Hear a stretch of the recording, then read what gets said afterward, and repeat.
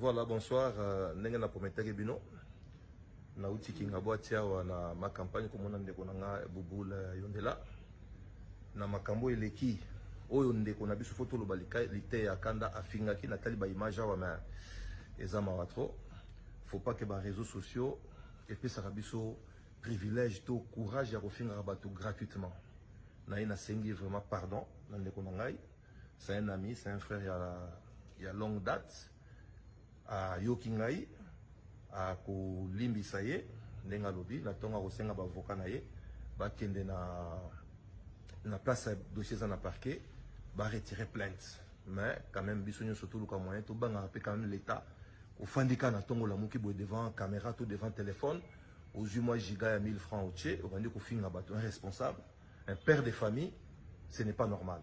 Donc na sengi vraiment merci ndeko nanga nengo ya mbinga na RO pana ona yedi kezanda kuna ngana yaka nanga na RO na yeka mpona ko sengo service au fond une fois de plus porte na yo pona sengo service wana vraiment na remercier na kombo ya bandeko no sur internet ba senga inga bato akotu bato Kinshasa ba kinonyo so ba congolais so ba linga rapé leki na biso wana nango na yeki vraiment ko sengo pardon. Non, il y a pas de problème, c'est notre jeune frère.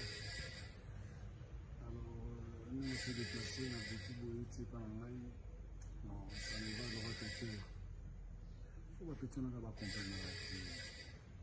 Donc il faut battre la ligne.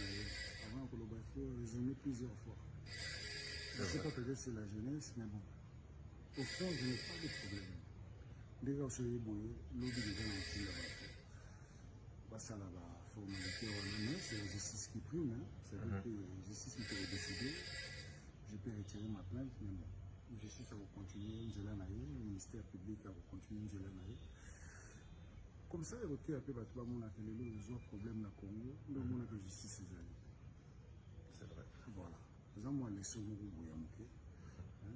c'est un devoir patriotique, c'est-à-dire que quand on a ça, on a bon moment, l'État n'est pas besoin de ça. Très bien. Voilà. On va s'agir sur notre problème qui est mais au fond, il n'y a pas de problème. Nous, vraiment, honorable. Merci beaucoup, mon frère. Il n'y a pas de problème. Il n'y a pas de problème.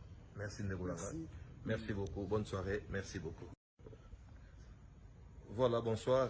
Ndenge na prometaki bino. Na uti kinga boatia na ma campagne comme on ndeko nanga Bubula Yondela. Na makambo eleki oyo ndeko na biso foto lobalika lite ya kanda afingaki na tali ba image wa ma ezama watro. Faut pas que les réseaux sociaux et puis ça biso privilège to courage ya kofinga bato gratuitement. Na ina sengi vraiment pardon na ndeko nangai. C'est un ami, c'est un frère il y a longue date. A yokingai a ko limbisa ye ndenga lobi na tonga ko senga ba avocat na ye ba kende na place dossier za na parquet ba retirer plainte mais quand même bisonyo surtout le moyen to banga pe quand même l'état au fandika na tongo la muki boy devant caméra tout devant téléphone aux mois giga ya 1000 francs au tché au bandi ko finga bato un responsable un père de famille ce n'est pas normal.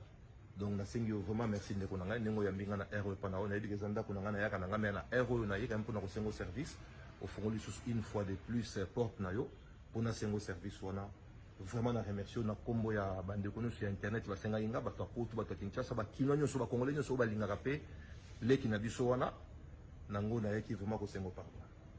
Non, il n'y a pas de problème, c'est notre jeune frère. Nous on s'est déplacé dans le petit bout c'est pas en ligne. Non, ça ne va droit au cœur. Il faut que tu n'aies pas compris. Donc il faut battre la ligne. Avant que il faut résumer plusieurs fois. Je ne sais pas peut-être c'est la jeunesse, mais bon. Au fond, je n'ai pas de problème.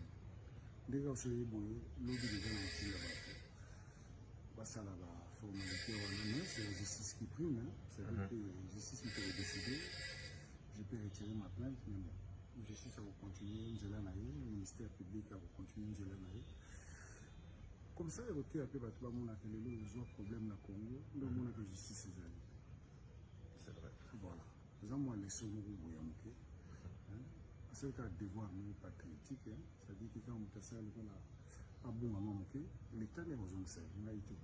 Très bien. Voilà. On va s'agir sur notre problème qui est mais au fond, il n'y a pas de problème.